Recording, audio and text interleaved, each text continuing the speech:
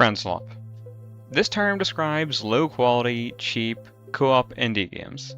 The term slop here is being used in a similar way to AI slop, but in a much less deserving manner.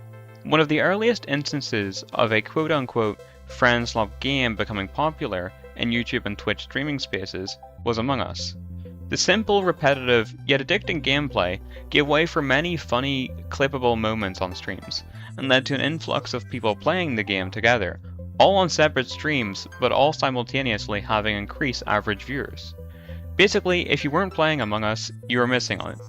This trend of friend-oriented games has continued over the years, with one of the most recent successful entries into this supposed genre being Meccha Chameleon, a twist from a usual prop hunt style of game, where instead of becoming preset objects to hide from hunters, you have to paint yourself to blend in with a background, from one of many different original and community-made maps. This amazing idea has generated millions of views on clips and even long-form videos.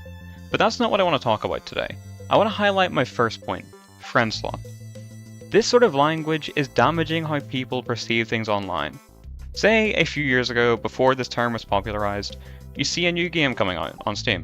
It's advertised as this co-op game for you and up to 3 other friends, and it looks fun. It's only going to be about $8. You think, why not? You end up playing it with your friends and having an awesome time. Maybe you're even someone who posts videos with their friends playing these sorts of games, or you end up watching your favorite streamer playing it. Point is, it has left a good impact on you. You have a good experience and left the new developers who made the game with a very good reputation. Okay, now let's fast forward to a few months ago. The same idea, there's a new co-op game out that you and your friends can play, but you see people online calling it the next Friendslop game, almost as if it's only going to be a passing trend, making you think it might not be worth even the little amount of money that you were going to spend on it. These two situations are heavily driven by the words of influencers and online terminology. The reason the second was more negative is because this term Friendslop has negative connotations attached to it. Don't get me wrong, I think the market for these types of games has become slightly oversaturated in recent years, but using these types of terms can start to demotivate indie devs, give people more pessimistic views on new video games, and leave people feeling worse about the state of the internet as a whole. Not that things are perfect on here by any means, there certainly is a lot of issues going on, but it's just something that is not needed at the moment. When attributing slop to AI generated shit that I don't even know who pumps out online, then yeah, that makes sense. That's all it is and nothing more. But I feel like when a good few of these games are given a lot of love and care, it seems off to just pass them off as another Friendslop game. Having said all this, it isn't like this is a new thing on the internet. People have always been dismissive, close-minded, and critical of things, and this is just another piece of slang for people to throw around without really thinking. A lot of the time, probably with a bit of satire in mind.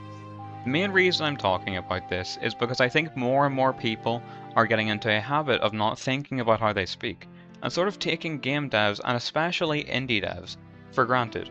Once again, not to say that there isn't a lot of low-effort slop games out there. I mean, that's been a thing for years and years. If you go look at all the shovelware on the Wii, for example, well, some of the games on it kind of slapped. I mean, if you haven't played Ninja Bread Man on the Wii, then you have not lived. But anyway, I just think people should think more about the games they play and stop regarding them all as good-for-nothing slop before really giving them a chance. Please subscribe.